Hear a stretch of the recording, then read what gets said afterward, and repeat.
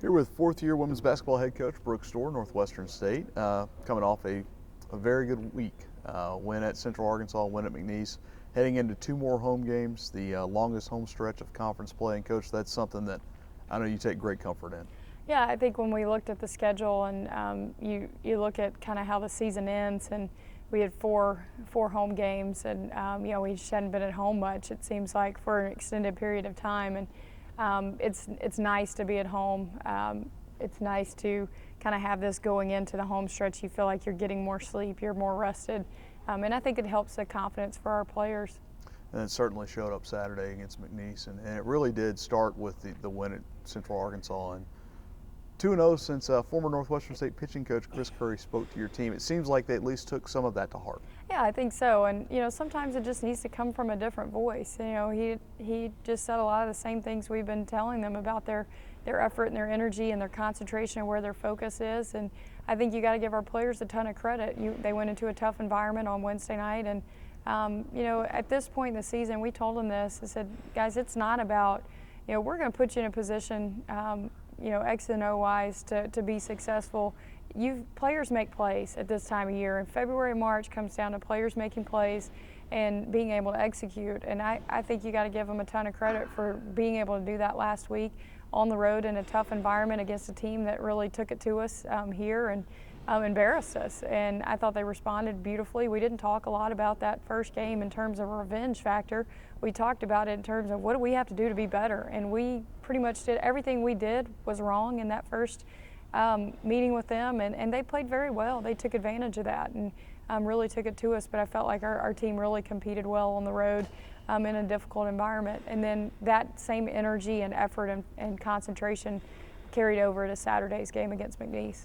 We'll come into two more home games. We talked about Wednesday night at against Nichols, and then Saturday against UNO. Wednesday, obviously, is the Play for K game, and that's something that I know for every women's basketball coach, for every coach, it seems like cancer touches so many people, and certainly one player on your roster at least. Yeah, absolutely. It's something that we've all been touched by, and whether you're a female or not, cancer is just something that we've all been faced with, and it's something that every single one of us can relate to it. And we do have a young lady on our team right now. Her mom's battling breast cancer in Emerald Mayfield. My aunt currently is. Just started treatment last week. Was at our game at Central Arkansas. So it's something that it's dear to all of us. But I think when you think in terms of the Play for K and what it means for our sport, Coach Kay Yao was a tremendous woman of integrity, a tremendous coach, but a great person. And the foundation that she started, she battled 3 different times and throughout her coaching career. And the grace and the integrity that she continued to display, and the character and the lives that she touched for so many of us young coaches, we want to do everything we can to raise awareness, to raise support, and really try to carry on that tradition of raising money and support and awareness for her cause. Support and awareness for that cause. Support from your home crowd. Going to be huge the next 2 nights. Nichols was one you went down. You were off to a good start in conference. They hit 14 threes in that game. That was kind of the start of a little bit of a rough patch, but it seems you've come out of that. Yeah, I think so. And, I think we're better defensively. I think we figured out how we need to guard people. Hopefully we won't give up 14 threes. But they had a couple kids that shot the ball extremely well, and unfortunately haven't done that since they played us. But they played very well. They were fired up. I thought they had a good game plan. We were not very good offensively, and some of the stuff they did to us caused that to happen. But we've got to be better on the offensive end of the floor. I think this last week we've really started moving the ball better, getting the ball reversed and being able to attack one-on-ones. So we've got to be able to handle their matchup zone. McCarthy inside is a big task from a rebounding standpoint. Very good athlete, can shoot the 3. Is shooting the ball very well. We've got to do a great job defensively, but we've got to be able to take some of that momentum offensively and really come out with that aggressive mentality on Wednesday.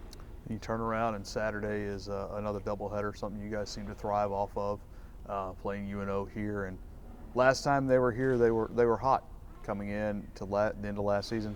This year, you mentioned it this morning on your radio show, kind of the same thing, a slow start, and you hope to keep them from getting that fast finish. Yeah, I think that I want to say they won 5 of their last 6 or something like that last year, and they came in playing very well. Randy Brown's a very good scorer for them. They've got a couple players inside that are good athletes that can rebound, and they're going to mix it up defensively and play that zone and be hard to score against. They're going to try to turn you over and be physical with us, and we've got to handle their athleticism and be able to execute and get the ball reversed and then attack and get easy shots. And then defensively, we've got to continue to rebound the basketball and limit them to one shot. You guys, you talked about facing that zone. Shahad Abood stepped it up Saturday, had a great offensive game, and that when you get all your perimeter pieces moving, and they seem to be doing that. All 4 of your top scorers that day came from the perimeter.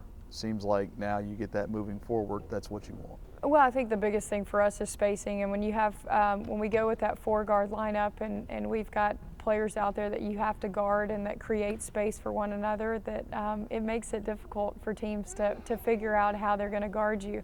And if you can spread people out and really attack one-on-ones and then draw defenders to you and kick, if you can hit those open shots, it makes it that much more difficult to guard. Plus, it opens things up inside for Cheyenne. If you look back to Saturday's game, she got a number of offensive rebounds towards the end of the half that I thought really killed their momentum. We got penetration, we got kicks, we got good shots, and it caused defensive rotation, allowing for an offensive rebound, and it got her to the free throw line, and I thought that was really big. Thank you, Coach.